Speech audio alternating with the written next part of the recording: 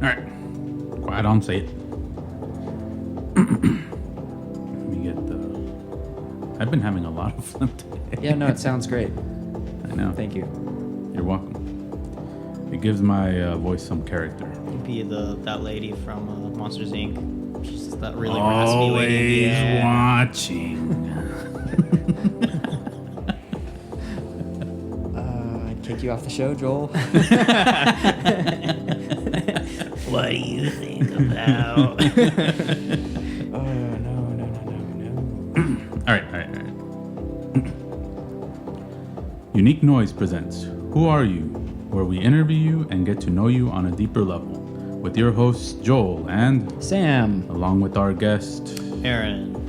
This time around, we're talking about a lot of stuff again.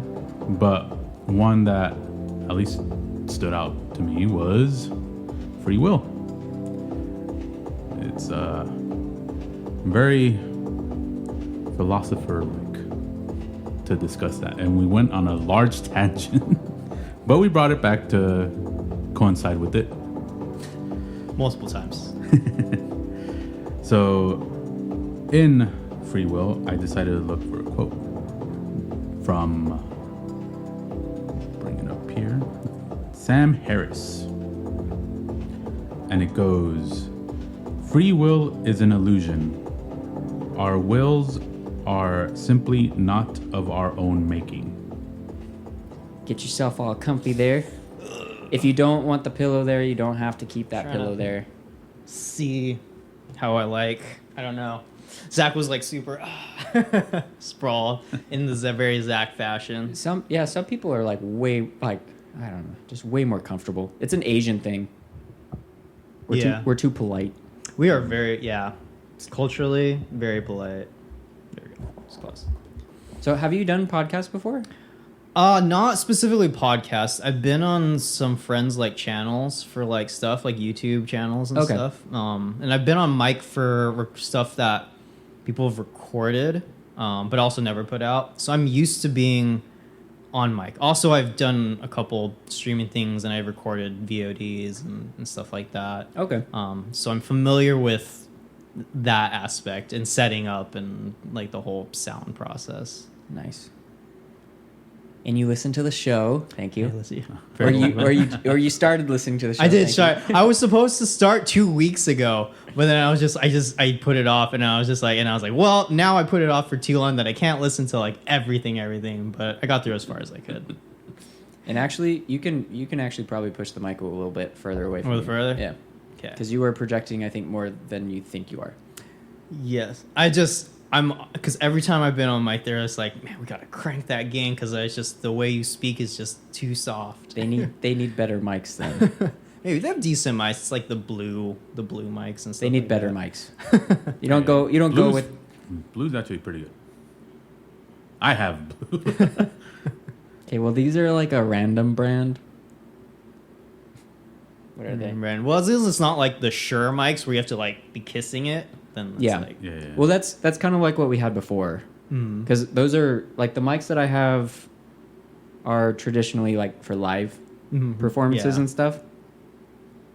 Those don't work very well. They do work very well, but you have to be like this. Yeah, Shure mics are really hard to get comfortable with. Why it's Sennheisers, but Oh, Sennheiser, dude, I love Sennheiser. Like, Sennheiser's a great brand. they're like, I have a really cheap pair of Sennheiser headphones. They're like super plasticky, but dude, the sound that comes out of it, it's so good.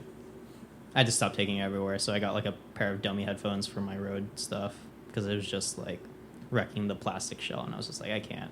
Oh yeah. Oh yeah. See, headphones are like one of those. Well, headphones and like musical equipment are one of those only things that I'm like, $500. I'll drop it. I'll cut back on a few things. Yeah, agreed. Lasts forever. How do you like the chair, Joel? Nice. They're actually like more comfortable somehow, right? I guess. Like the cushions on these feel better. I'd say slightly. Yeah. It honestly just feels like I'm just sitting on air. Just normal. Yeah. Yeah. It's like the breathability. Yeah. Okay. And there's a mesh back, so we're not gonna get all gross. All right, let's actually kick this off here. You like how we started with tangents? Yeah. Yeah, normal. Very normal. So let's start with a brief introduction of who you are.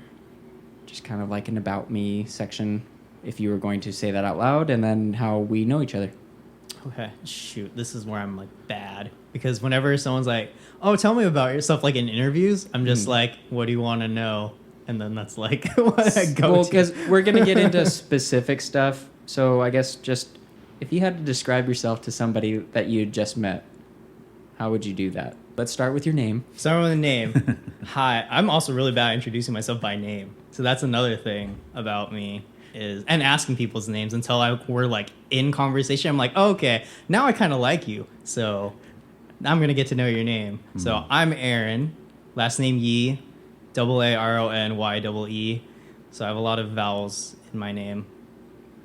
I was going to make a Kanye joke. Oh. But I feel like it's in poor taste now. I don't know. Kanye's always complicated. So it's just one of those things. It's drama all the time. But Oh, yeah. Is it something recent, or is it still just? it's just like All of his stuff. hills and valleys. Like he'll like reappear That's on the fine. map. I'm like, You didn't? did you not hear about him selling swastika T-shirts on his website? yeah. Yeah. You don't have a problem with that? I mean, yes, but also if you were gonna make a joke, then make a joke. But No, I don't just, know if it's just in about poor taste. No, it's just the name. Just the name Yee. Yeah. There was also that whole thing where like Yee became like a phrase, like a statement, like Yee, and I was just like, okay. I was like, now my last name is like a thing. Like a meme. Yeah. And then like before that, it was Aaron from the skit. Yeah. And Yeah. I was just like, well, okay. So now both parts of my name are like in pop culture, and Nice. now I live with this. But I mean, I would feel more like- bad for you, but I got the I am Sam for like Oh. the first yes, 15 years of my life. it's true. I recall that coming up a lot when we were hanging out, just when we were meeting new people. So tell us a little more about yourself. What do you like to do? I like pretty much anything artsy. So so if it's artsy, I've probably tried it at some point. I'm not good at painting though. I've gotten better at painting, still not good at it. So I DJ. I love dance. I've been in a couple dance crews. I managed a dance crew for a semester. I like to sing. Haven't done it professionally, but I've gotten better to where I'm like kind of close to where I used to be when I was happy with where I was. I used to freehand draw a lot. I still do graphic design. I studied that for a while before switching my major to public relations. Oh my gosh. Art.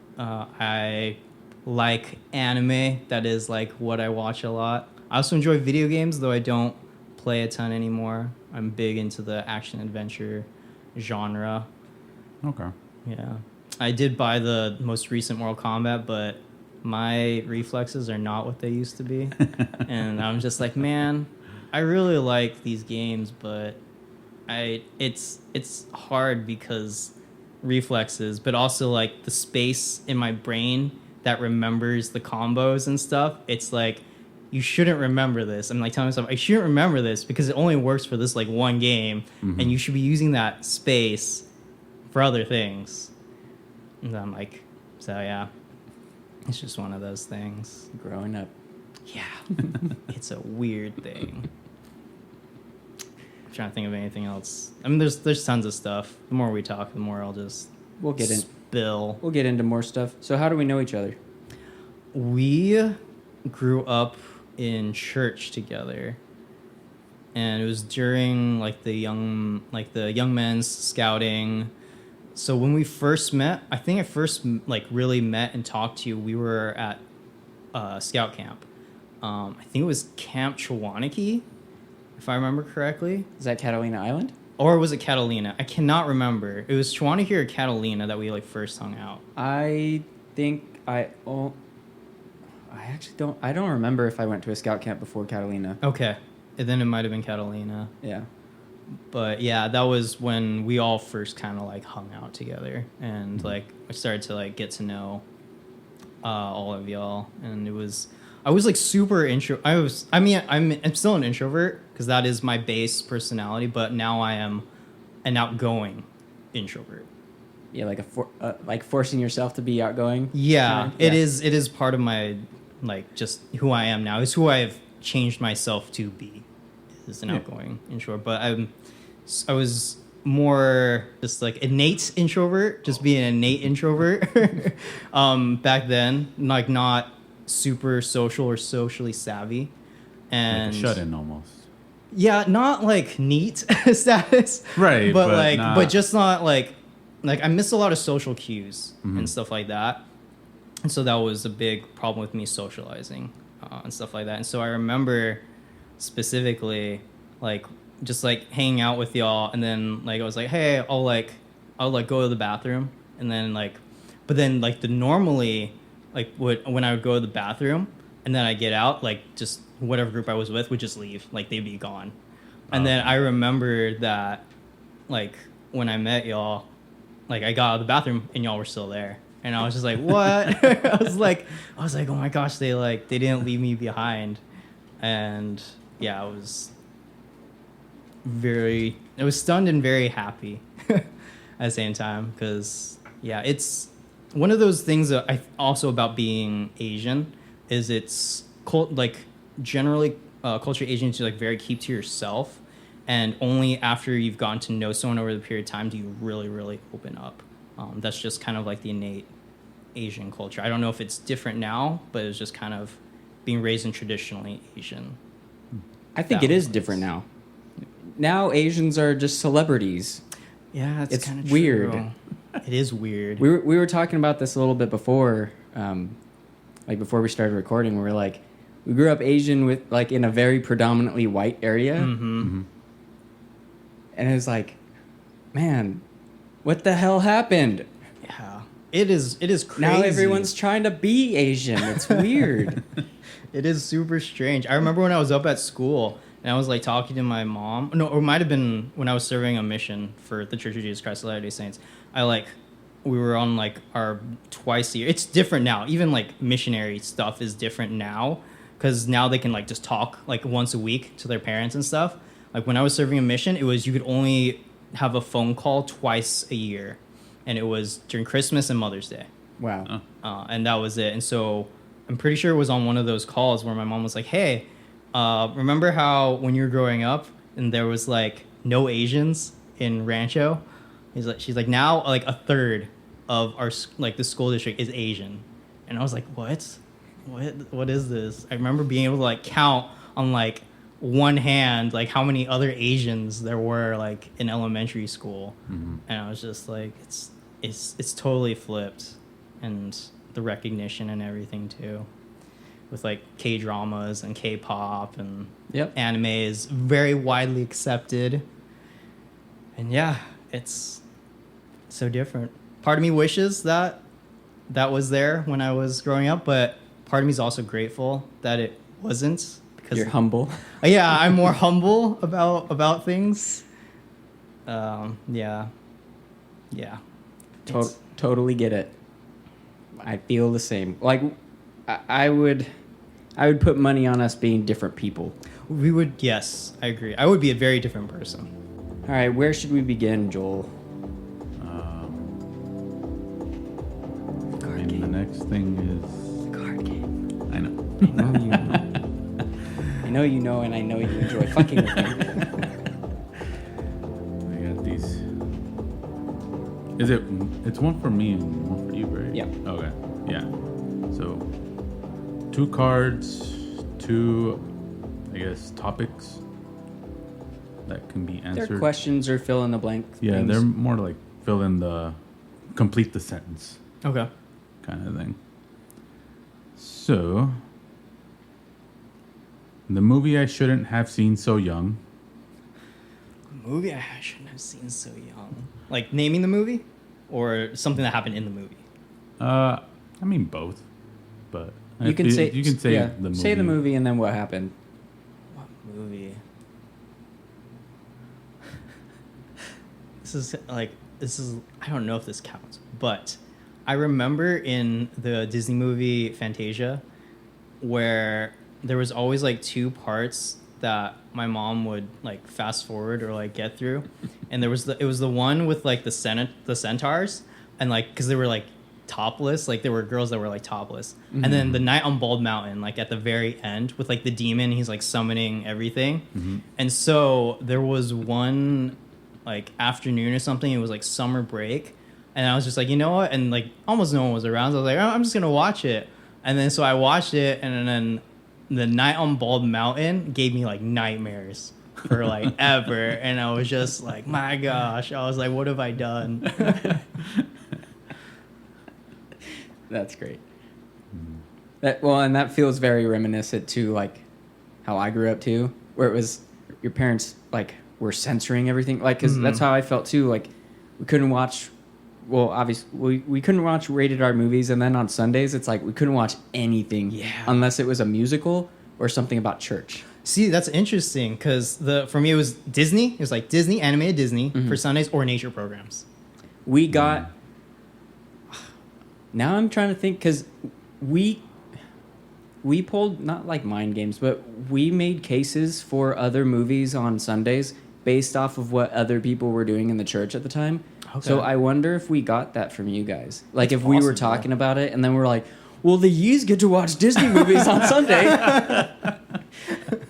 And then we did the same thing with like the Hispanic ward that we had. The Hermosa branch. Yeah, Hermosa branch. So they were like, oh yeah, we're going to open up our Christmas presents on Christmas Eve. Oh. And we're like, everyone else is opening up their stuff on Christmas Eve. Yeah, because they're waiting till midnight. Yeah. So we're like, well, at midnight, it was like, I think we got them to, it was like, okay, well, you guys can go through your stockings at midnight. And then it was like, okay, you guys can open up one thing at midnight. They're going to make fun of us on Sunday. They got to open everything. Yeah. It's just like, I think it's super interesting as like kids how we find like loopholes. I remember specifically being in the car. We were visiting my aunt, and then we were all in like the car together, and it was about to be Sunday the next day, and she was like, all right, you're gonna be over on Sunday. Remember, the only things you can watch like are Disney and like nature stuff. And we were like, well, and Pirates of the Caribbean had come out by that point. I was like, well, Pirates of the Caribbean is Disney, and she was like, only animated, and it was just like very specific certain Disney stuff. The animated stuff's sometimes darker than the live action stuff. Agreed. It is like comparatively to things like now, like some of the language contextually, there's like stuff in those old animated Disney movies that would never fly for kids today.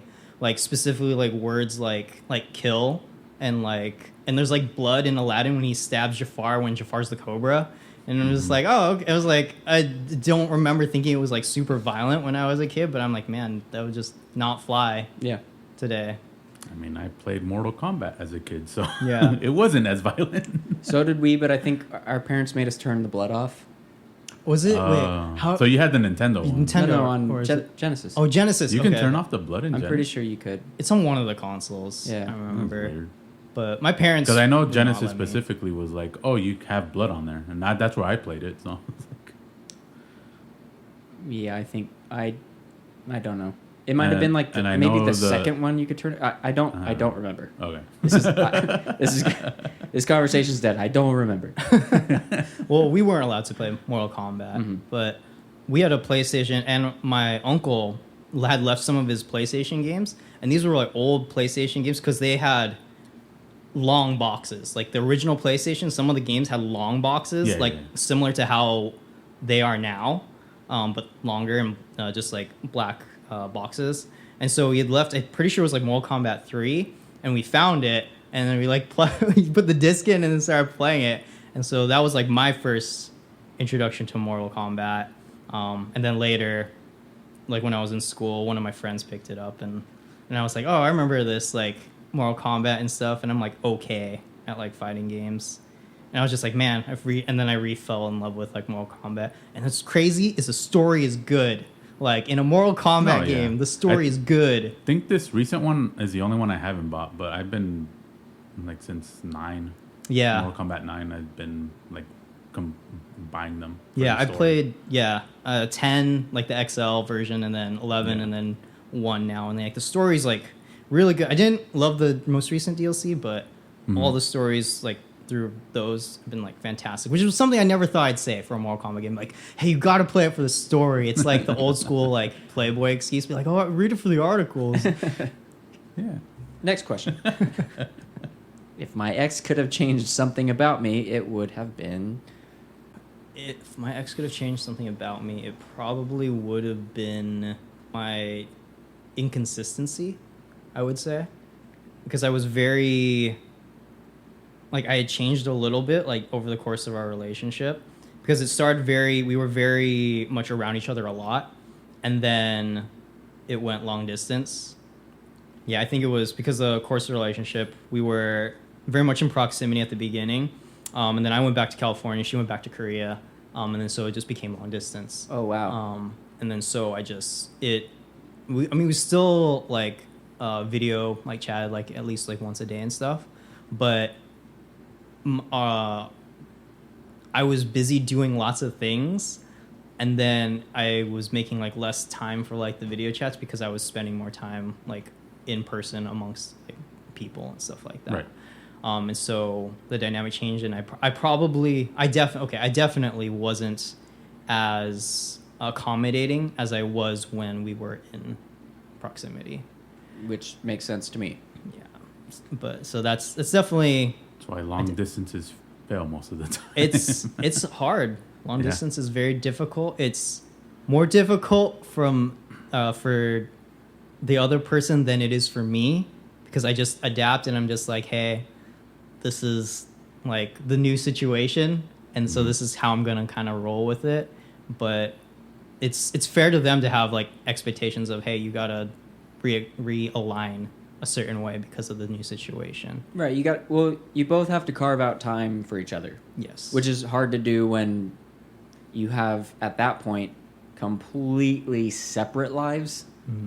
And you're dealing with time zones and stuff too. It's like very large time zone. Yeah, it's about a 13-hour difference. Yeah, so like different days. Yes, most of the time it's at a different day. So when one of us is most likely going to bed, one of us is getting up. So some easy stuff. Okay. Just a hobby, interest, or passion that you have not already talked about. I have not already talked about. Or you want to talk about more in detail. More in depth. Okay. We'll take that too. I guess what would you want me to explain more in detail, if I do go into more detail about something? Whatever you would like. Let's go over DJing. Because that's something I really love DJing, because I love music. How'd you get into it? How long you been doing it? What are the things that you like about it? So I loved music for a long time. I didn't really get into music until probably like 6th or 7th grade, though, because I didn't really understand why everyone liked music. And it was mostly because I didn't hear a big variety of music. Like I heard what my parents were playing in the house, which was like the Eagles, America, the Carpenters, and like the same 36 Christmas songs that everyone plays. And so I didn't understand why everyone else liked music so much. I occasionally heard like other stuff, like when we go like the store, but it didn't really like register. And then so in middle school, I like made it a point. I was like, I want to figure out why everyone likes music. And so I would listen to the radio, just flip through channels. And then I was like, okay, so I would find kind of where I leaned a little bit more towards, which was at the time mostly like rock and stuff like that. And then during our high school teenage years, we went to a lot of dances. By the time you go to a certain amount of dances and you've heard so many DJs, a lot of people I've heard, and I definitely thought it for myself, think, I'm pretty sure I could DJ better than that person at this point. And that was a thought that like continually like entered my head the more and more events I went to. And then by the time I had entered college, it was during a semester where I didn't really know anyone. Like my siblings weren't there, my friends that I had past history with, we weren't there. They weren't there while I was doing this new semester because I'd gone on a bit of a hiatus from school, and so I was with all new people in this apartment. And I typically listen to music like when I'm getting ready, and I was listening to just some like EDM and like more poppy kind of stuff. And one of my roommates, he's like, "Hey, I like that type of music too. We should talk." Mm-hmm. Little did I know, he later revealed that he was a DJ. He's from New York. His name's Tanner. He'd done it for a company. They did like weddings and birthdays, all sorts of events. About 2/3 to a half through the semester, he sat me down. He's like, "Hey, I'm going to do what I said I was going to do a little bit earlier. I'm going to show you." He like set up the program, which is virtual DJ, on my computer. He like went through the settings. These are the settings I use. You are free to manipulate them how you want. And he gave me that entry point. Mm-hmm. And we did a little like Christmas thing for our ward, which is what we call, how would you describe a ward in... It's like a district. A district. Or like a sub-district in a city. And the semester ended. We went our separate ways. He did come down to California to like visit and hang out for a little bit. And I just kept studying, like looking up, reading articles about equipment, file types, all sorts of stuff about DJing. I just kept going at it, and I dug deeper and deeper and deeper.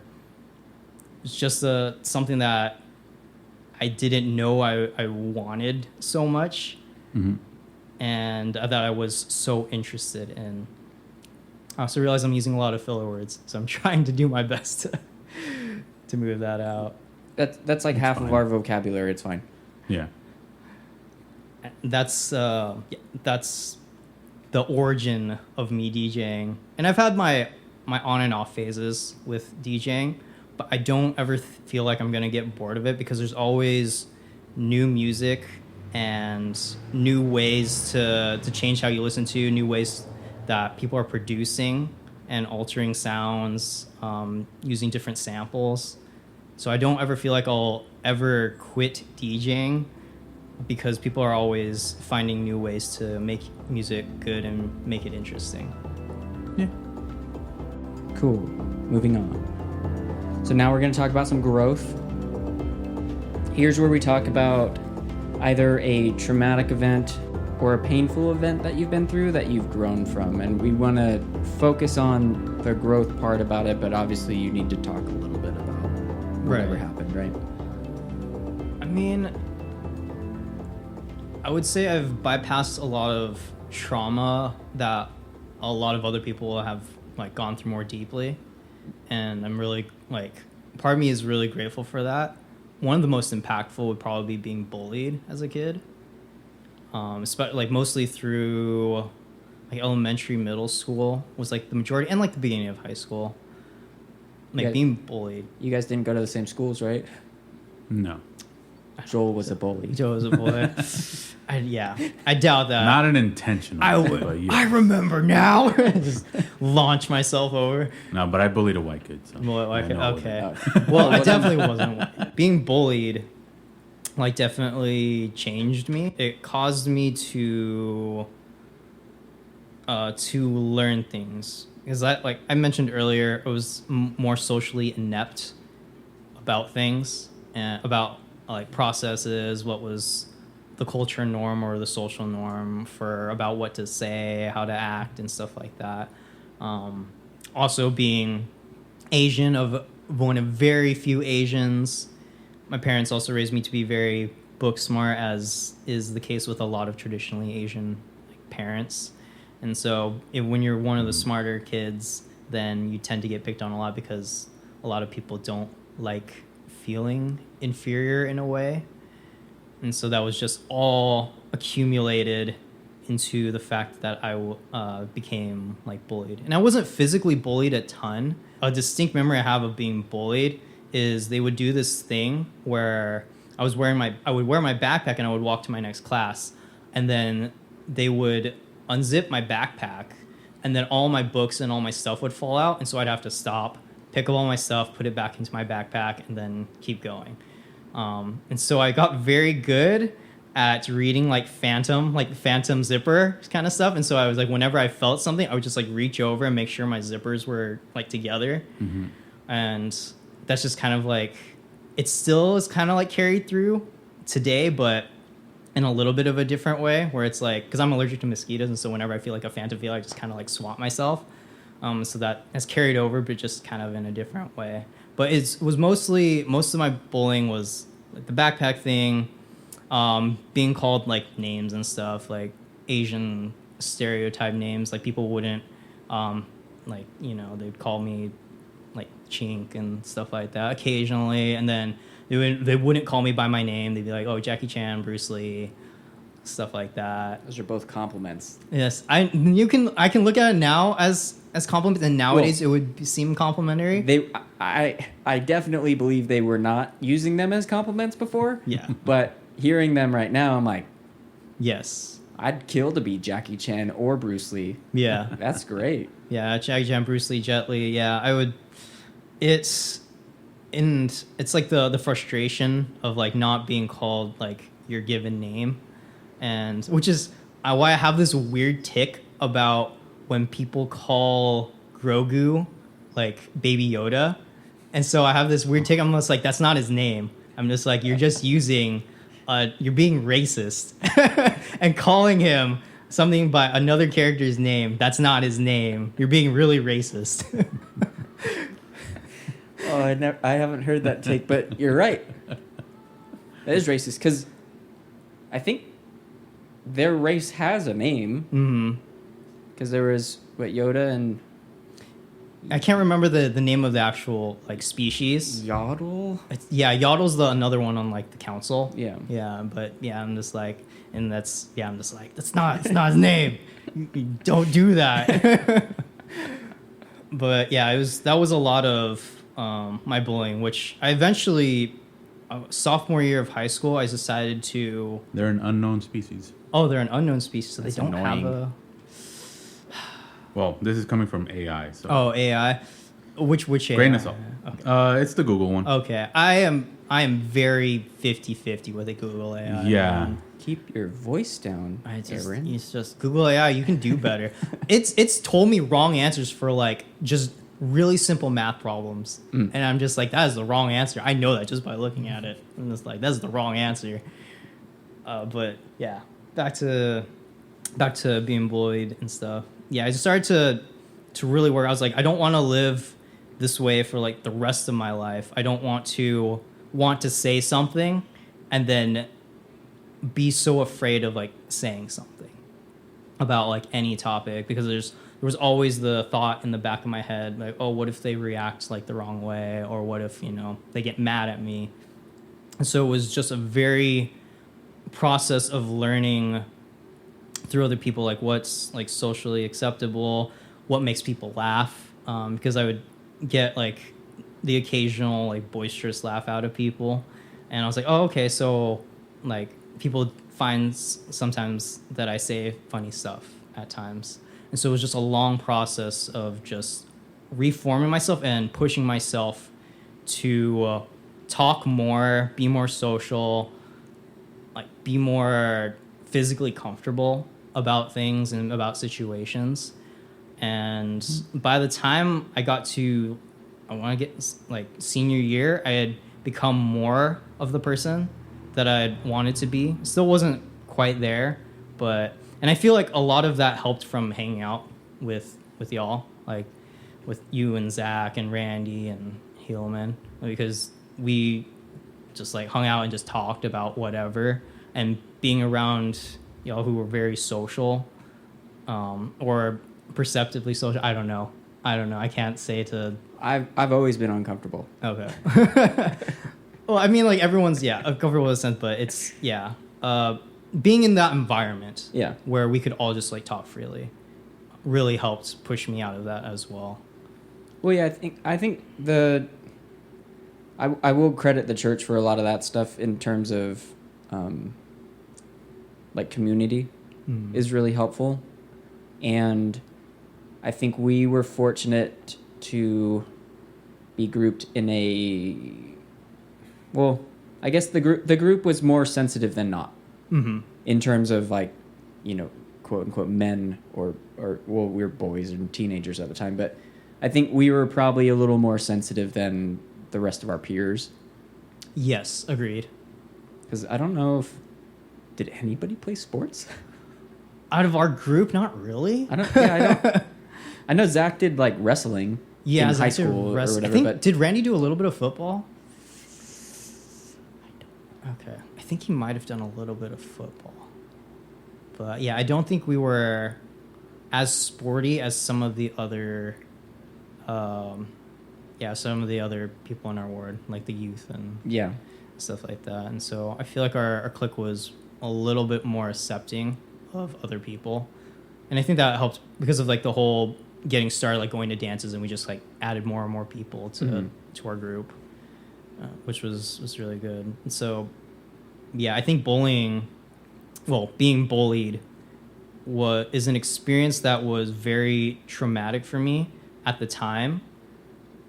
Looking back on it now, I learned a lot, and it's shaped a lot of how I view things and how I grow, or I push myself to grow. Because I pushed myself really hard to change once.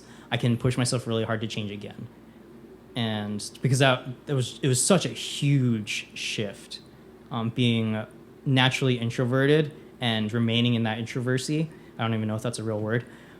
It is now. Make up words all the time. And then becoming an outgoing extrovert. And so it's shaped away how I approach a lot of things now.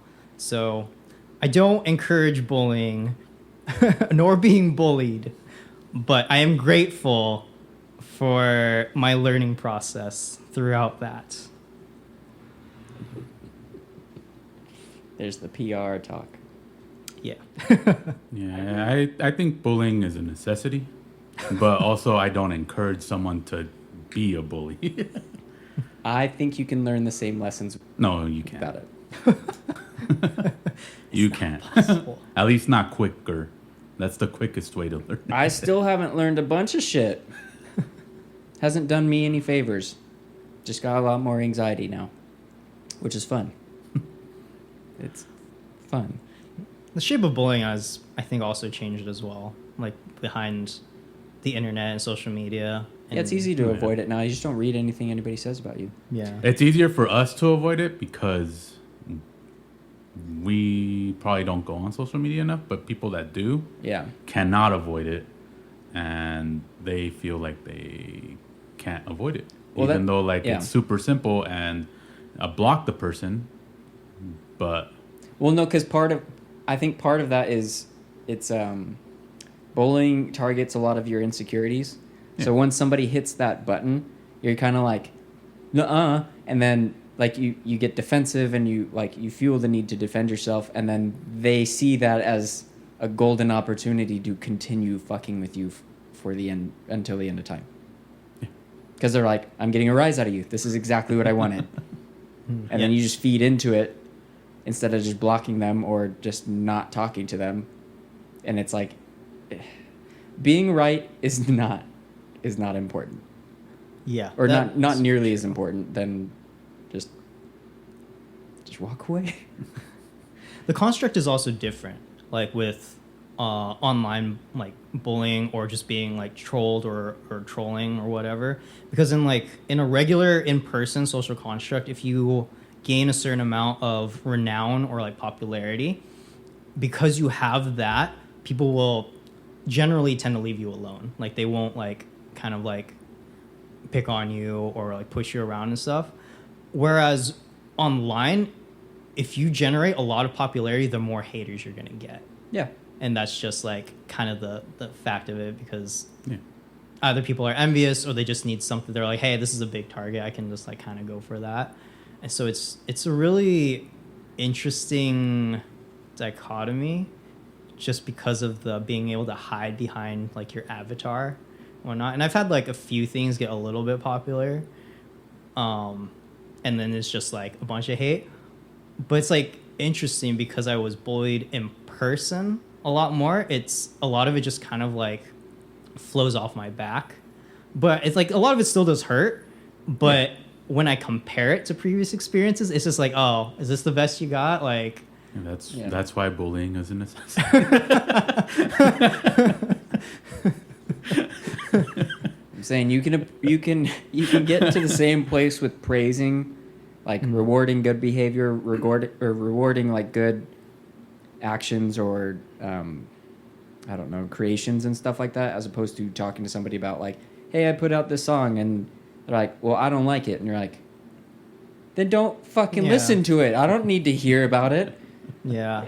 Because it's like, if you're being told good things, then you can develop confidence that way too. But being told, or I don't know, just people. What? No, because people just need to shut up. Is what it is. They just need to shut up. They still tell you they don't like it. For what? Who are you? Who is this person telling me that they don't like something? We don't know each other. Your input doesn't mean anything to me. I think that's part of the problem, is so many people feel like they're like, all right, well, my opinion needs to be cemented in this moment in time. And you're like, why? You're like, I don't like this thing. It's like, it's very easy to say you don't like things. Say something that you do like about it. That's hard. That is hard. Also, to give constructive criticism is really hard. Ratatouille. What about Ratatouille? The monologue the critic does at the end of Ratatouille is exactly what I'm talking about. Yeah, where it's easy to criticize. Yeah, but it's then like the easiest job out there. But it's hard to admit when something is great and to be able to like praise it and not be like criticized for praising something. Yeah. Well, and constructive criticism is good, right? So if somebody's like, oh, this is bad because this, and this, or I didn't like it because of this, and this, as opposed to just being like, bad, I don't like it. You're like, cool, thank you. Like, a 5-year-old could have told me the same thing. This is not helpful to anybody. Well, maybe to you, I guess.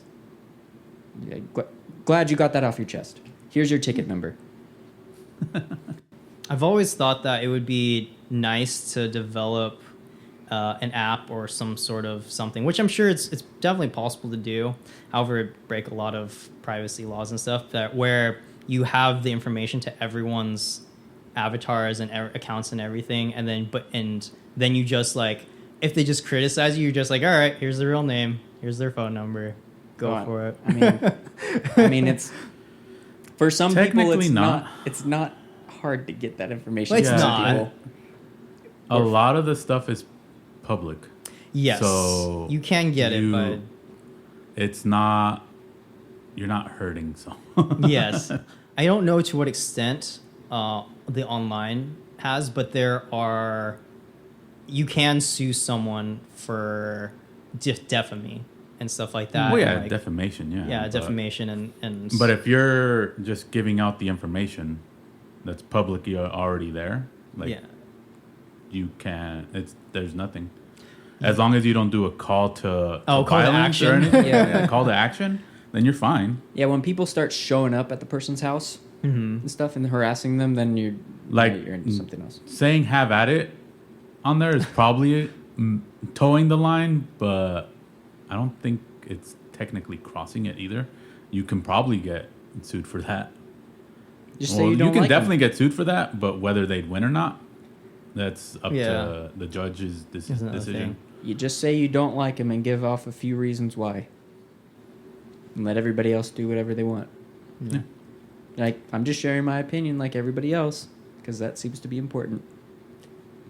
A part of me also believes that's like reverse. That's also bullying, though, in another sense. And I'm just like, I don't know if I want to encourage that. Which again, it's necessary. Yeah. Well, see, and I would never do that because I wouldn't want somebody to do that to me. Like, golden rule, right? Like, well, my golden rule has shifted over time. It was like, do unto others as you want done to yourself or whatever. I just started saying, don't be an asshole. Just don't do that. Yeah, because you don't want people to be an asshole to you. Correct. Yeah. So I do want people unto to be you. nice to me. So I will be nice to other people. Or I'll be neutral with other people. Be neutral. Yeah. Okay. Being neutral or nice, Yeah. but not mean. Yeah.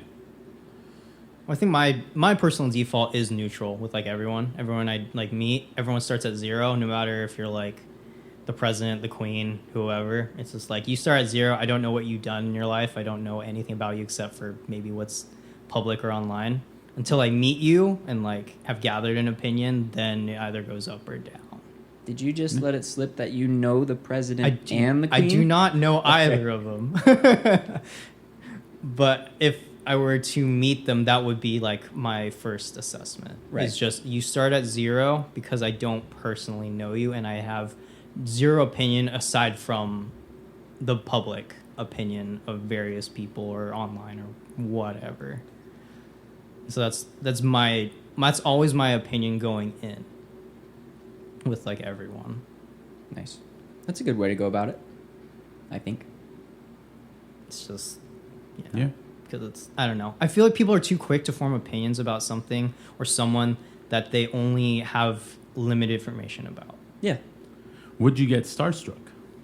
I don't really get starstruck, I've realized over time. Like I've met Fallout Boy like at like I was like a VIP thing. I took my sister for her graduation, her college graduation thing, and I bought like VIP tickets and I was like, "Hey, let's go meet Fallout Boy."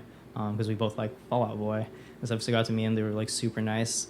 My approach to meeting celebrities is I just talk to them like I've known them for a long time. And that's kind of how I approach just talking to like about everyone. And I think it might be a side effect of living in California. It's because we just know there's famous people all around. And at a certain point, you will just run into one of them. I do kind of the same thing, but I'm more, I'll hang out, and if they notice and start a conversation, I'm like, oh yeah, and then I'll just start one. Mm-hmm. I don't know if you know the gallery, but I forgot the gallery name. I think it's the Nexus Gallery or something like that.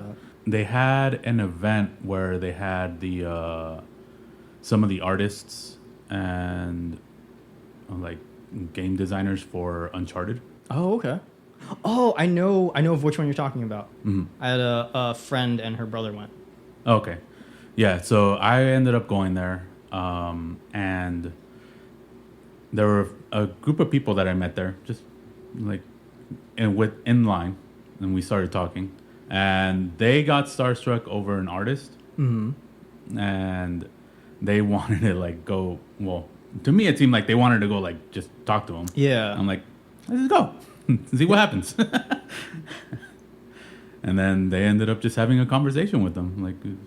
Yeah. It's like I'm more like, oh, you want to go? Let's see how far we can go and like see what happens. The worst that happens is like get away. yeah.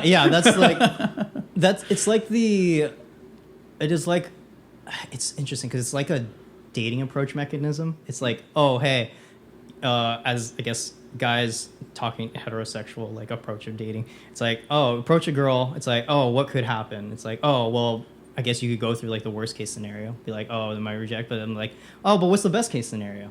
Then hey, you can make a new friendship with someone, just like really get to know someone, just like, hey, look at the best positive outcome out of like everything, and that'll shape how you approach things, and it'll shape your worldview and your reality. Mm-hmm. I hate when we have guests. This keeps happening. Well, and I'm taking note of it, so I'm trying to do better. Well, I'm always trying to do better. I do not have that outlook of either of you. And I'm like, but that's what I want. And that's what I go in with, like for like celebrity meets and stuff. Because I've met Angels and Airwaves. Mm-hmm. I met Mark and Alex from All Time Low. Oh, nice. They had like a little side project, so I met both of them. And I always go in like, I'm like, no, it's cool. Like they're just guys, you know, like they're just dudes like everybody else. Like we're all the same. And then I get there and I'm like, oh my god, I can't. And then I just can't fucking handle it. But So invite me next time so I can just start a conversation. Well, to be fair with those guys in particular, they've like shaped the trajectory of like one of my biggest passion in my life. Mm-hmm. So there is sort of like that pedestal, and I know on a logical level that there's not. I know on a logical level that they're like, I know their story and stuff. Like I know where they come from. It's I know logically they're below me. No, it's like I get it. Like kind of cut from the same cloth type of thing, which is why I think why their music resonates so much with me. And then, but then I get there and I'm like, I don't know what to talk to you about. I don't know what to say. It's just like a very in the moment kind of thing. Once it happens, you're just like, oh man, like it's all like happening. But I don't know if that's necessarily a starstruck thing or not, because if you and I ran into each other like outside on the occasion that I do go outside, if we ran into each other on a random, our conversation would be like 3 minutes, and I would get out of there like real quick because I'm like, I don't know what to say, I don't know what to talk about, like where are my questions? Yeah. Okay, for sure. So I think even with something like that, where I'm like, well, one, I would have to have questions like set aside already, but my anxiety will just like take the wheel, and it's like you have no idea how much time you're gonna have to talk to them. Mm-hmm. So then I'd have like 50 questions or 50 things that I want to talk about. I'm like, I'm not gonna have time for all this stuff. Oh, interesting. Like I've written down too much stuff. Like what were you gonna talk about? Just pick one. Oh yeah, because I'm good at making decisions, Joel. I think that's why everything's random on the show. I mean, I like the show's format. It's just like anything and anything could happen, and sure. I definitely appreciate that, especially like just listening. I'm just like, man, this could really go anywhere. That's really exciting. Yeah, and every time we have a guest, it kind of feels like a different show, a little bit. Outside of like we have our topics, but man, we just talk about everything now. We're a variety show. Yeah. Well, I think it's good. It's very. Like there's some shows that I can't listen to in the background of stuff because I'll either focus on one thing or I'll either focus too heavily on like the show itself. And then I feel like your format and the way that you've done your shows, and it's like how you talk, how it's like produced, and the way it is, I can do both. And it's like crazy because that's like such a small niche for me. That like, because I started listening to your stuff while I was like doing stuff at work and driving to work and stuff like that. And I was like, wow, I can actually do both things. Like I can listen to like what you all are saying, and I can do my work and like have pretty close to even concentration. Like left brain can listen to your guys, and then right brain can do like my physical work and stuff like that. It's the nicest thing anybody's ever said to us. It's crazy. It's a hard for me to be able to do that because a lot of the times it either just drifts one way or the other. It just does, and it just works, and it's so crazy to me. Do you have like ADD or anything like that? I probably do. Okay, so like undiagnosed. Not diagnosed. Yeah, I've listened to multiple people talk, and I've had multiple friends who have like ADD or ADHD, and I'll describe things to them like, it sounds like you have. Right, or somewhere on that spectrum of Will I ever get diagnosed? No. It's not important. Yeah, it's just it's a weird thing where I don't ever want the excuse of I am this, therefore I can't do this, or I am not this, therefore I can't do this. Yeah. It's the same thing with like why I haven't taken like an IQ test. It's just because I'm like, oh, I'm not smart enough to do this, or I am smart enough, and then I was like, therefore I shouldn't have to do this, stuff like that. I was like, well, I know that I've talked with people with a high IQ because they've told me their IQ, and I know I'm able to have like very fluent conversations, and we can talk for hours and stuff. And I was like, so I know I am smart enough, but I've also talked to people where like they might not necessarily have like lower IQ than me, but they've had different life experiences. And I'm just like, and I can have fully pleasant conversations and full conversations with them as well. And I'm just like, so I know that it's somewhere between there. So why do I need science to validate validate what I already know? I use it to basically to treat symptoms, but not using medication. Time travel exists. What? So where do you want to go? When do you want to go? Why? Okay. I don't know because I've only gotten through half of your episodes, so I don't know if this has been mentioned. But I think from what I've established, that it's in like a safety bubble, right? Correct. Okay. Cool. Although half of our guests just kind of abandoned ship on that process, and they're just like, oh, well, here's the things that I would change. And I'm like, all right, cool. It's your episode, like whatever you want. Okay. All right. Cool. Have y'all mentioned the genesis of the universe or Earth or whatever? Go for it. Okay, because I would like to see that because it would be affirming in a lot of ways. Well, also because it's like, hey, Big Bang or God, like Both. Yeah, maybe both God, Big God Bang farted things and stuff happened. shenanigans. It's a ball of gas, so he farted and the universe was created. It would be everything. So that's the other thing. Or burped. Yeah, or all sorts of things. Because it's like, well, is it? I'm trying to understand because the Big Bang, it's things just happened, like, and then the universe exploded into existence. Yeah, they're both the same idea with different names. Hmm. The Big Bang is complete emptiness, and then there's light, and God is the same exact thing. Mm-hmm. Yeah, Mm-hmm. it's something. But then it's like, and then it's like Newton's second law, where like energy cannot be destroyed or created; it's transferred and stuff like that. So it had to come from somewhere. Like something had to energy into things and create by the basis of Newton's second law, unless that just, I don't know, unless science is wrong, which it is a lot. Yeah. God is a celestial. Yeah. it's just transference of energy from him to create the universe into a thing. So I think it would just also be just beautiful, like just to witness the birth of everything. And you're just like, wow, this is like the greatest fireworks show ever.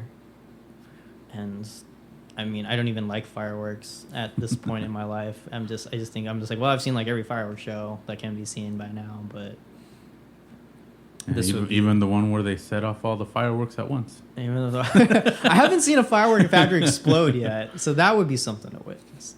I've seen an illegal firework. Illegal firework. Okay, all right. See, that would be okay. I'd be Well, down. no, I haven't seen it, but I have heard it. Okay, heard it. Oh, you've heard it. Yeah, it was.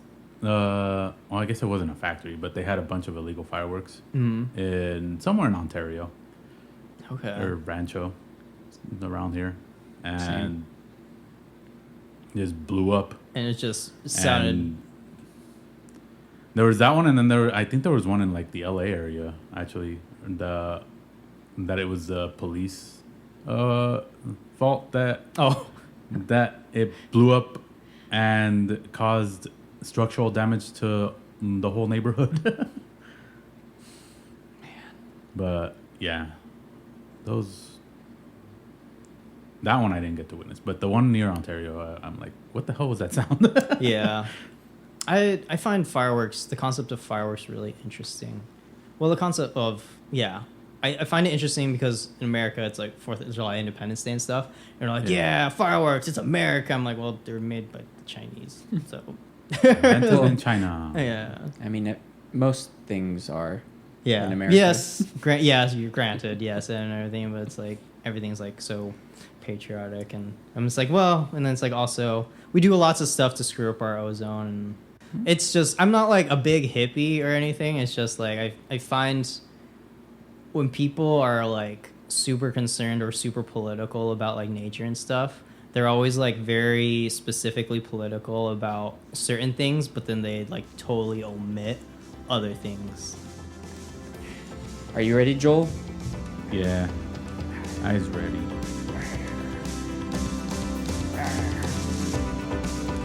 So we have a new segment on the show. Well, new probably to you, because I don't think you've got there yet. So we used to have Joel's Bowl, which you may or may not be familiar with. Well, those episodes aren't even out. Brand new. That's right. They're not, because I just did Alex's episode, and that was the last one of the Where Do We Begin in Joel's Bowl. Right. So now we're Velociraptors. Okay. So we're going to talk about... Joel's going to find a philosophy to talk about, and then we're just going to kind of have an open discussion about it. Yeah. And this Sounds is good. brought to you by Google Gemini. All right. You're ready for something. No, I just ask it, like, give me a random okay. philosophical question. Do we have free will? I'm assuming not a person, but We as consciousness, humanity, yeah. individuals.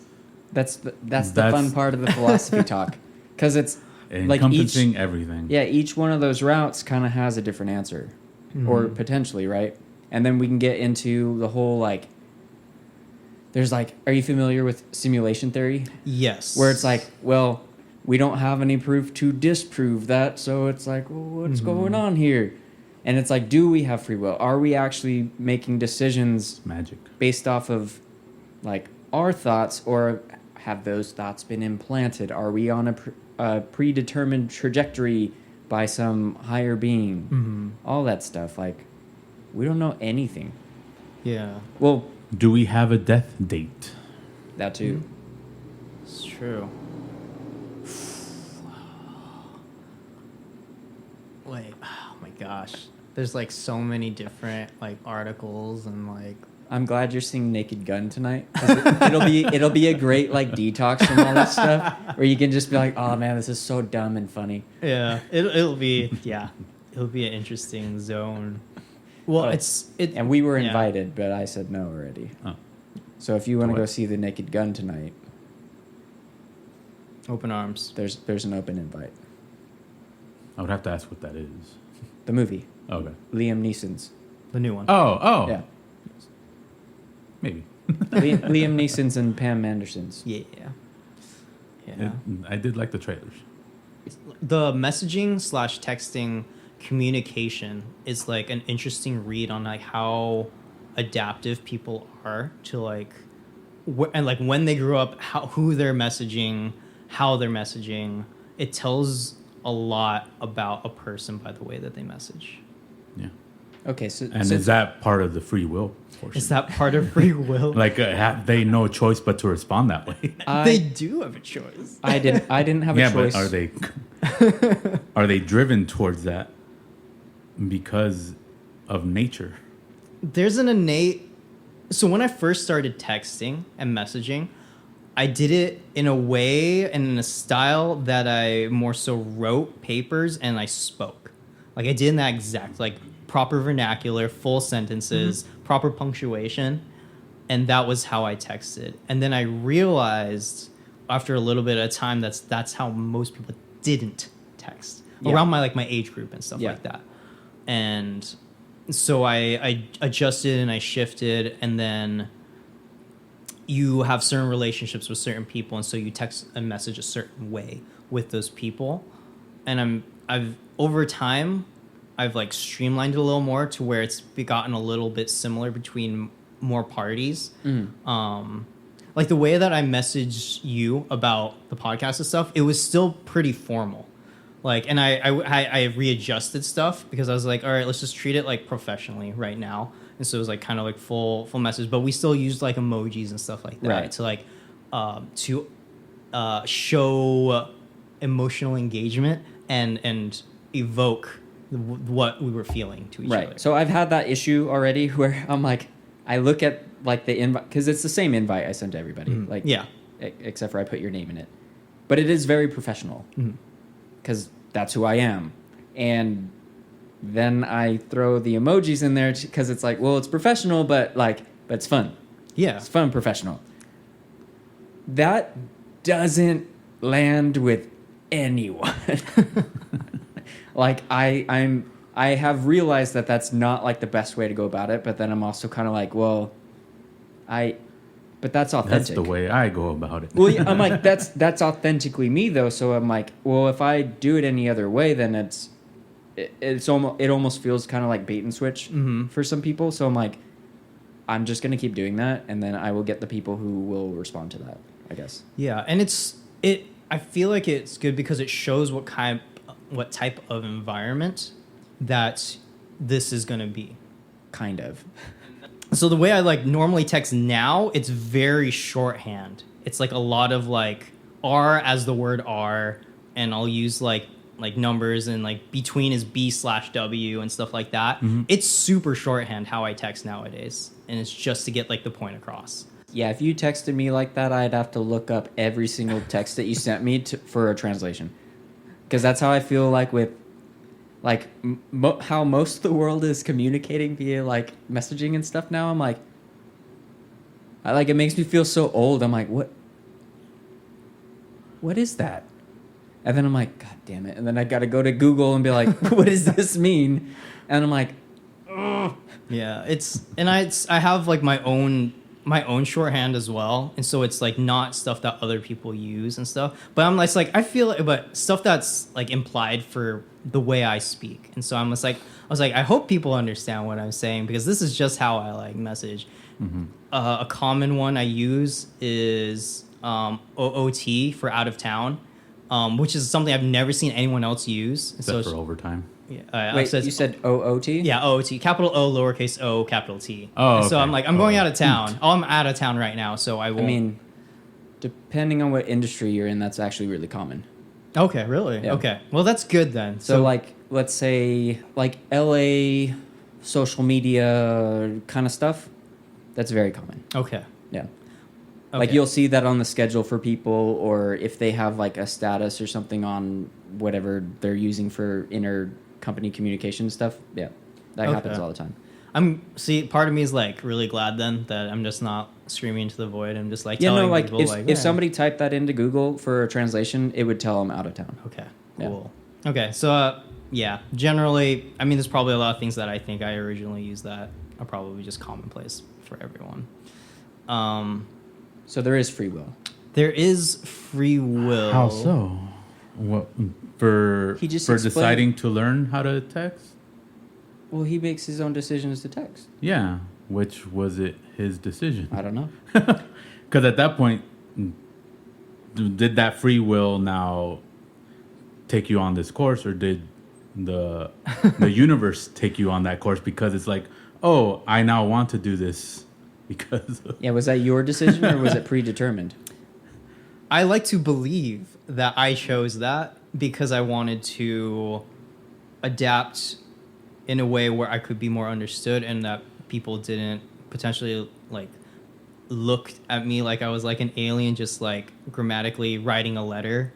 And like, because people do that, like typically older generation, they'll write it as if it was a letter, and like send a text message as if it was a letter. For free will, I feel there are innate things that we lean towards, and it is our decision to stick with the innate instincts that we have, that we want to just like fall into and then just continue on that way. Or we can choose to be adaptive to certain things, or quote unquote strike our own path in a different way. Right. I like to use the example of like children and being like a baby a lot, because we don't start out walking on two legs, but we see as a child that everyone else is walking bipedally, and then like our parents like kind of like guide us to walking on twos, and so we adapt in order to walk on twos. There's not a bunch of adults just crawling around on all fours. Though at one point in the future it might happen. Like we'll just totally negate that trait, and then we'll just all be crawling around. We'll grow a tail. Yeah.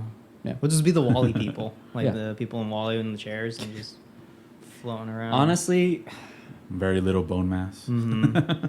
It's just. I'm not like totally against it, but everybody's got it. Everyone else has to do it. That'll happen once we try to escape planet Earth. Oh, Jesus. because you know it's going to get engulfed in the sun at some point.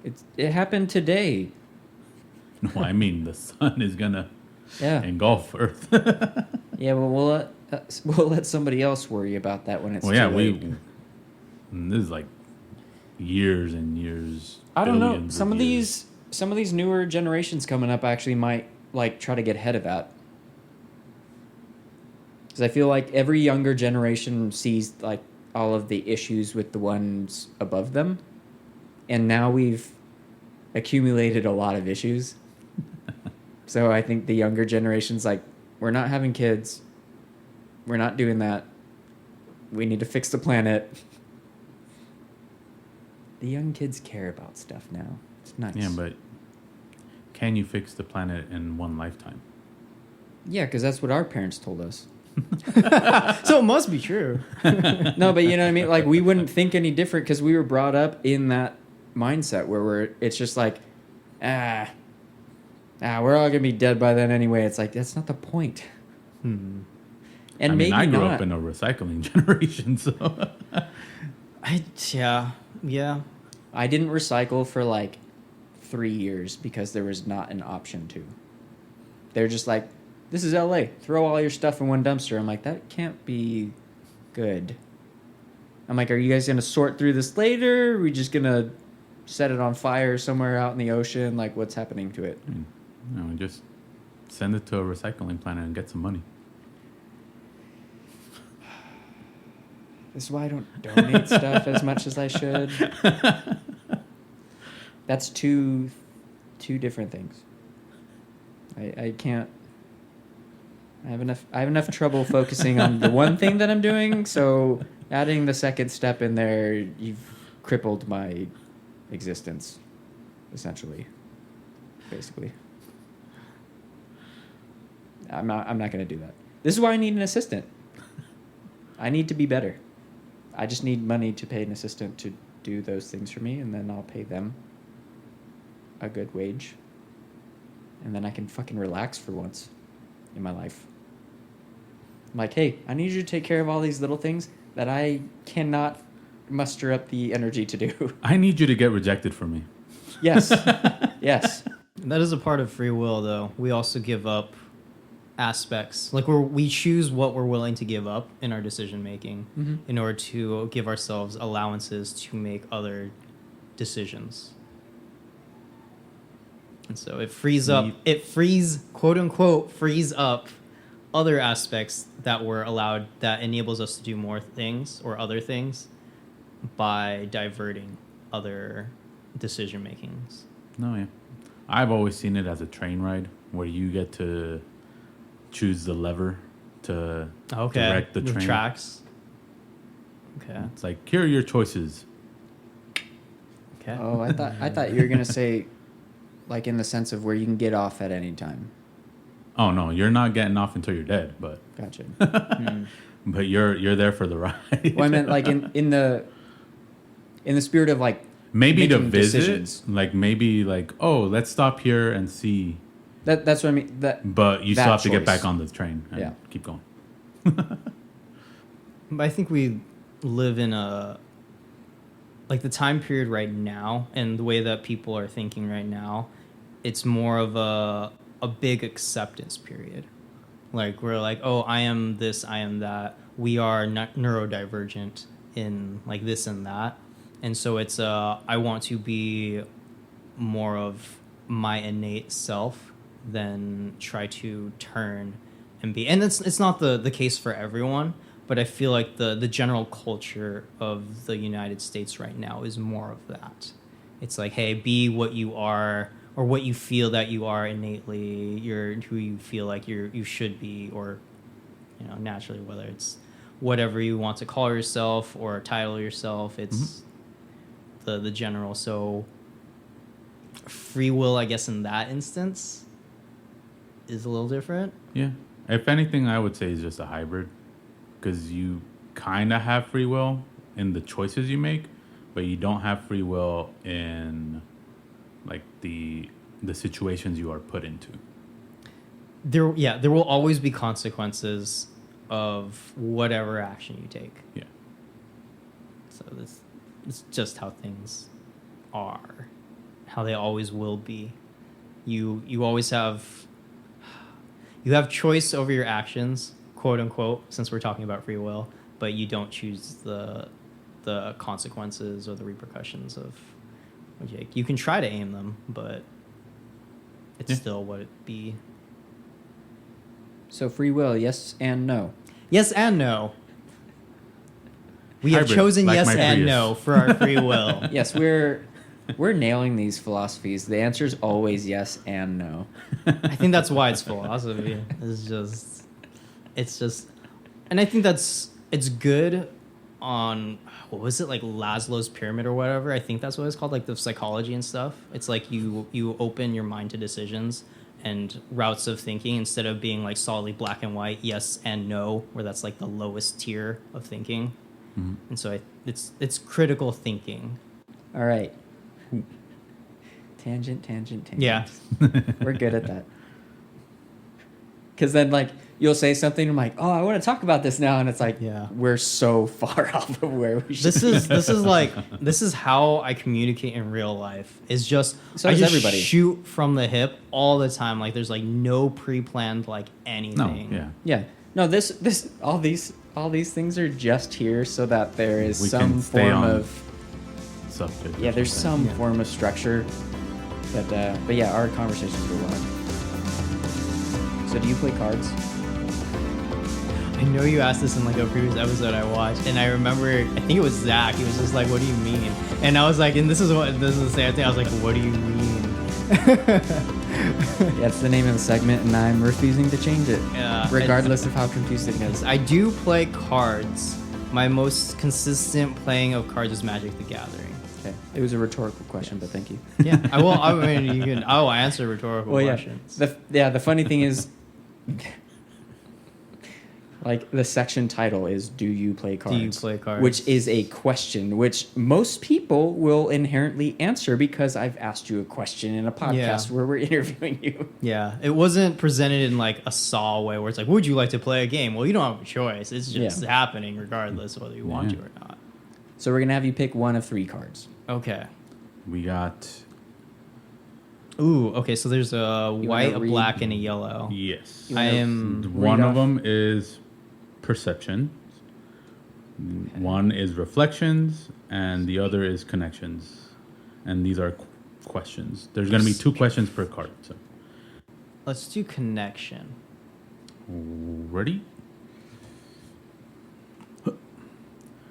First question reads, what do you think that I wish you did more? Wait, what? So I know you in this scenario. So what do you think you... what do you wish Joel did more? What do I wish Joel did more? No, what do you think I wish you did more? Oh, what do you think Joel wished that you did more? I don't know Joel that well is the problem in this scenario. You wanted to connect, Aaron. If I want to Here we connect more with Joel, what do I think that he wishes that I did more? How's our connection? Another connection.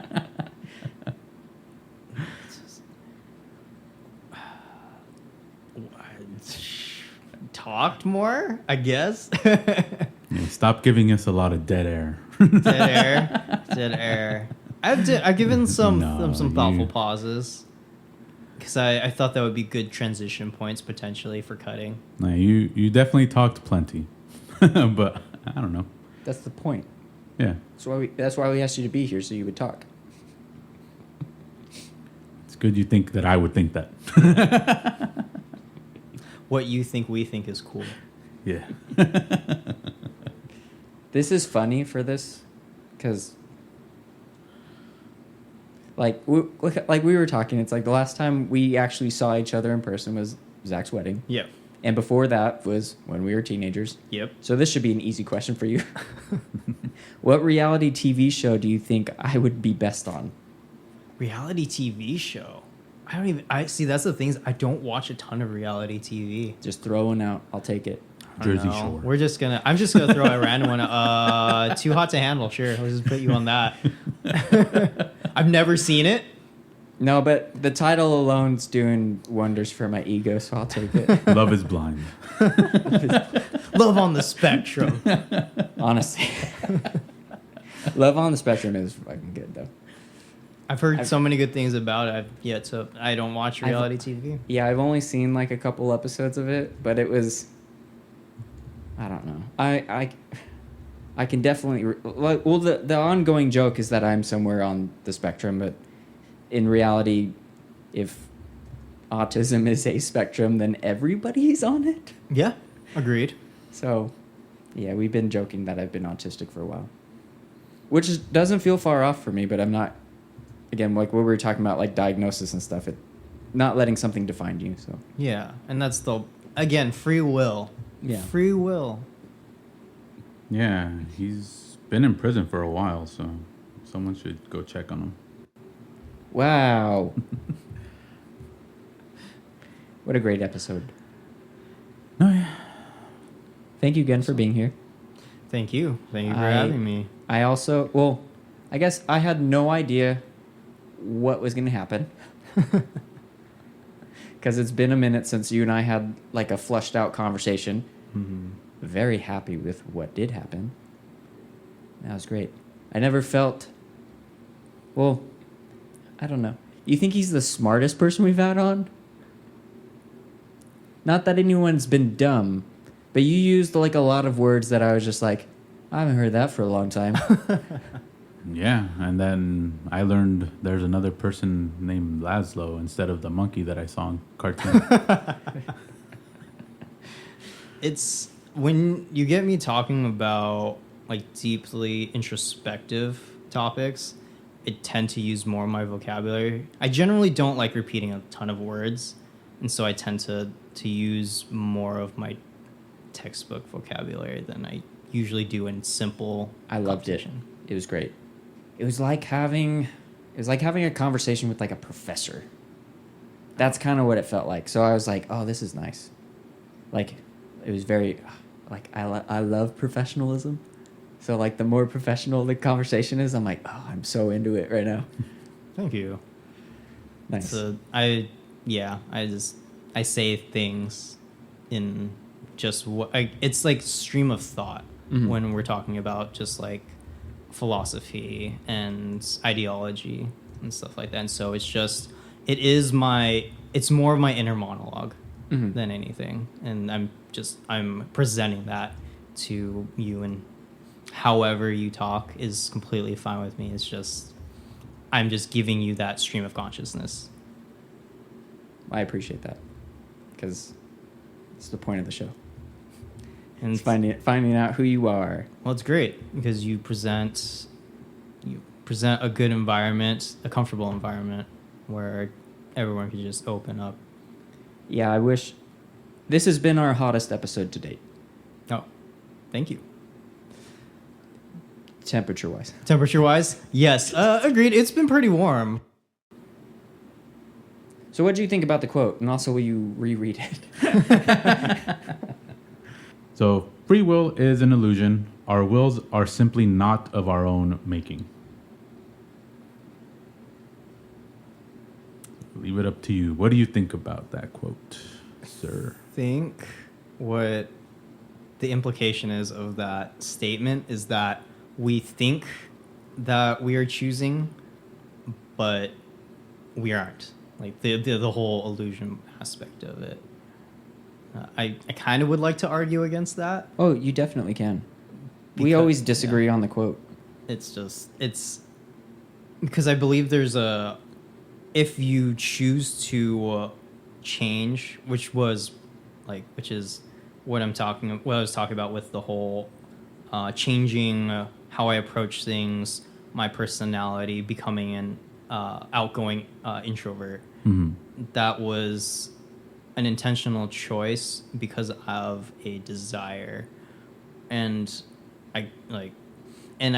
from what the quote is saying, it's saying that it's not, because it's a forced adaptability is, I believe, what would be the argument.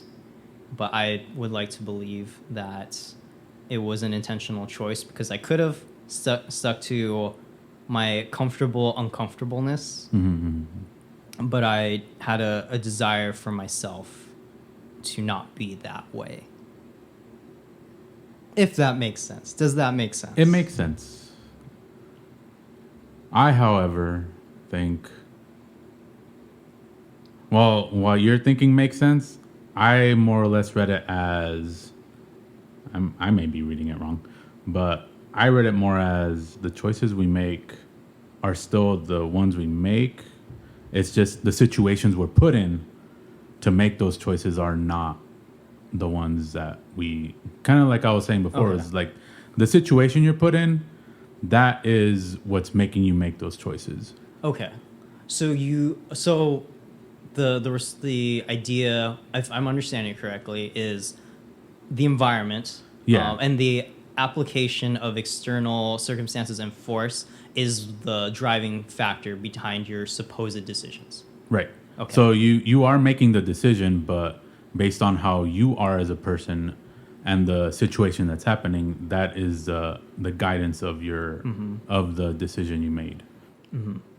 So the choice is still yours, but I think it's getting at like the situation you're put in is not what you're not making that situation happen. Right. So there is, if I'm understanding correctly, it's you have decisions that you are making, but there's a thing that you can never control, and so that it's like a Ouroboros, where it's just a cycle. Yeah. Yeah. So you are and you aren't. We're back to you are and you aren't making Yeah. decisions. Which is, I think, what he's trying to get at is why he's saying free will is an illusion, is because the situation you are put in, that part is the part you can't control, and then the part that you can control is you, which is what you're making the decision of. I think that's what he's trying to get at the quote. Okay, and I can agree with that. I definitely can agree with that. Any thoughts, Sam?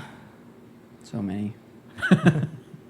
So I heard this in a very different way than both of you, which is great because I feel like we haven't had a kind of like a dynamic like this before.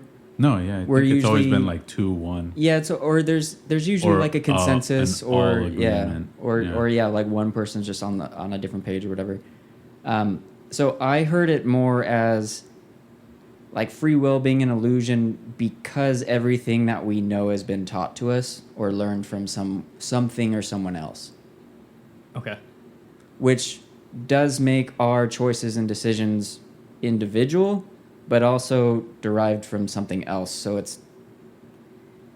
that to me sounds less like free will and more like, I guess, like adaptation or the only other word I can think of is mimicry, but that's not. Well, it's like forced. What I say. You're saying is like forced adaptation for survival. Yeah, kind of. Where it's like we do have free will to choose which things we do and do not take from, but everything that we learn is from something else. Yeah, fire is indeed hot. Yes, and you can either learn that from firsthand experience or somebody can tell you and you're like, oh, well, I believe this because this person told me and I believe this person. So you are choosing to do something based off of somebody else as opposed to like an individual experience. Yeah, it's I've thought about the fire is hot. Well, this is kind of a little bit different, but there's I can't remember when I thought of this, but it was a long time ago. I was like, oh, the reason we say certain things when we hit certain like things, so when it's fire, we go, it's hot. But when it goes cold, we go, ooh, it's cold. Like sometime, a long time ago, someone decided that was the proper response to it's being too hot, and ooh was the response to it's too cold. And so that's why we attribute that onomatopoeia with those particular reactions to those particular things. Yeah.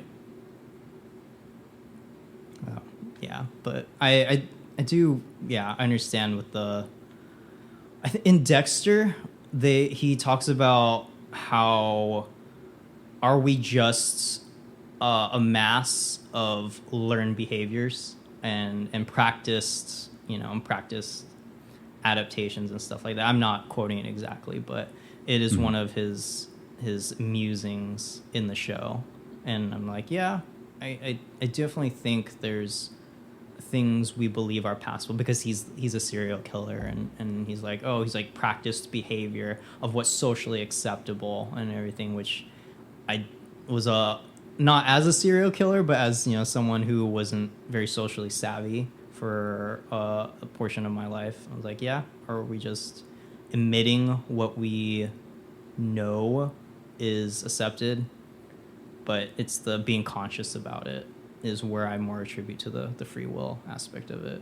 Mm-hmm. Yeah, that show messed me up for like the same reason, because I was like, wow, I connect a lot to this character here, and I'm like, but I don't want to like kill people. It's just like it's the inner monologue, and I'm like, oh, I get that. Yeah, because there's definitely like that. I'm like, oh man, I'm a robot. Like I know somewhere deep down, but I'm too scared to cut it open and dig around and find out. Yeah. I'm not going to do that. But I feel like, I don't know. I keep talking about simulation theory too, but I feel like that happened to people. Like people were like, got really convinced that simulation theory was reality, and they're like, oh, we're robots. And you're like, oh, nope. Robots don't do that. Maybe synthetic humans, but still feeling, still death.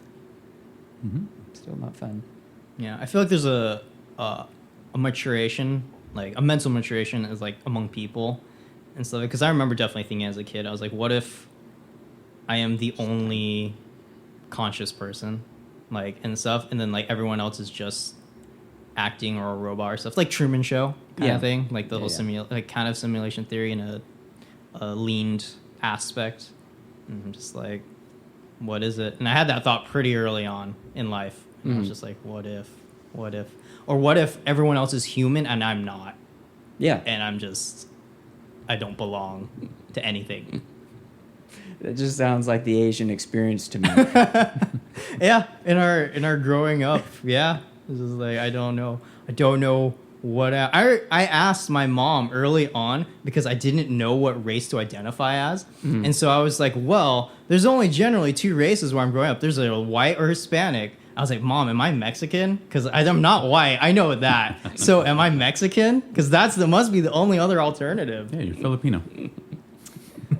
So yeah, I remember. Yeah, she's reminding me that I brought that up because I had a friend who was Mexican. And I was like, yeah, I mean, I know I'm not white, so. Yeah, I incorrectly learned how to spell my name in elementary school from a kid named Daniel. Oh. I'm like, Daniel Samuel. Samiel. Yeah. It made so much sense to me at the time. And they're like, no, it's with a U. And I was just like, I don't understand. I'm like, they're like... Welcome to the English language. I'm like, they're almost the same name. What do you... why are they spelled different? Yeah, it's... Because one is Daniel and the other is Samuel. Yeah. The pronunciation. Yeah, just... like things that logically we grow into don't make sense to us as kids. I remember I wrote my birthday wrong in like first, I think, grade because they were like, someone told me that every day, because it shifts like year by year when it like the rotation, like, oh yeah, it like shifts by a day. And so instead of writing May 11th, I wrote May 12th for my birthday because I was like, oh yeah, it shifts. So generally my birthday should shift a day later every year. And they're like, no, your birthday's not May. My mom was like, your birthday's not May 12th. It's May 11th. I was like, but because it shifts every year, the whole rotation and everything, shouldn't it just shift with it? I mean, kind of though.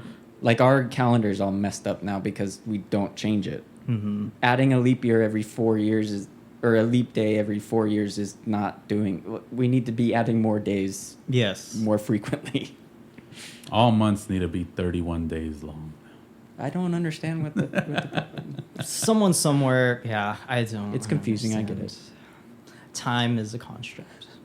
Well, thank you again for being here. I really appreciate it. Thank you for being here, Joel. I was going to replace you with my niece. Well, that's completely fine. You'll see here in the pictures. I'll tag you. And thank you everybody else for listening. Follow us on social media at Unique Noise on Instagram, Snapchat, Facebook, and YouTube. And check out our website, for merch and our other projects or project at uniquenoise.com. Leave a like, leave a heart. We'll take whatever form that is, on whatever platform it is. Leave us a comment, let us know your thoughts on the quote or any suggestions you may have. Subscribe and follow, all that shit, so you can be notified of new episodes. And thank you for listening, and we'll see you all next week. Thank you and good day. Goodbye.